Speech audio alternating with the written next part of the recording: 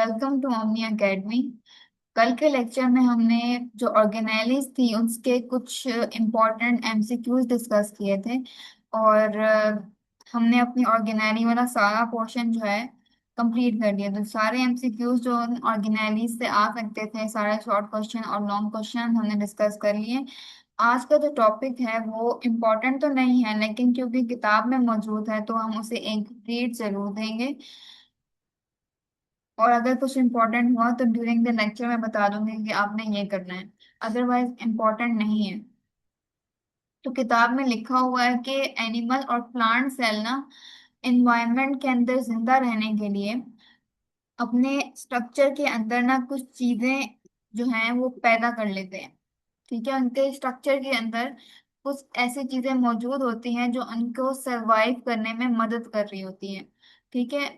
तो plant cell की अगर बात करें तो प्लांट सेल के पास ऐसी कौन सी चीजें हैं जो उसके सर्वाइवल में उसको एडवांटेज दे रही हैं।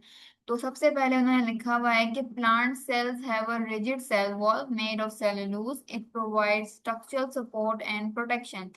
पहली बात जो है उन्होंने कहा कि प्लांट्स के पास जो है वो सेल वॉल होती है जो कि सपोर्ट प्रोवाइड कर रही है, प्रोटेक्शन प्रोवाइड कर रही है। दूसरी बात लिखी हुई है कि प्लांट्स के अंदर क्लोरोप्लास्ट होता है which are responsible for photosynthesis.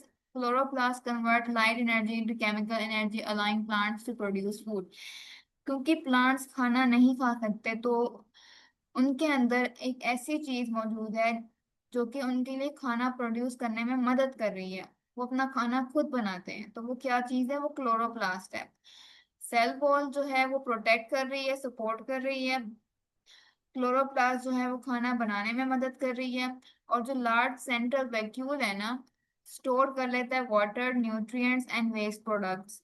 It provides turbulent pressure that maintains cell shape.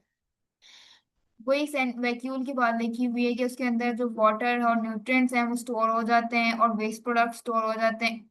और टर्गर प्रेशर जो कि सेल शेप को मेंटेन करने में मदद करता है। ये सारी बातें हमने पहले डिस्कस कर ली हुई हैं। Plant cell are interconnected by plasmodesmata, ये पहले लेक्चर में हमने पढ़ा था कि प्लाज्मोडेस्माटा क्या होता है। तो डेफिनेशन तो आप वहीं से उसकी करेंगे।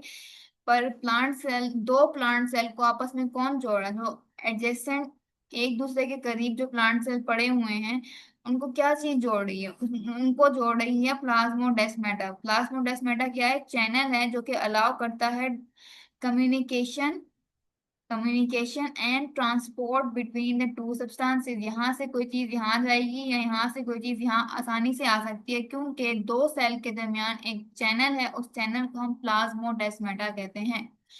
ठीक है। तो आज का लेक्चर बस यही था। कल हम डिस्कस करेंगे एनिमल सेल के बारे में, और उसमें भी जो अडेप्टेशंस हैं वो डिस्कस करेंगे। ठीक है। Thank you so much. See you tomorrow.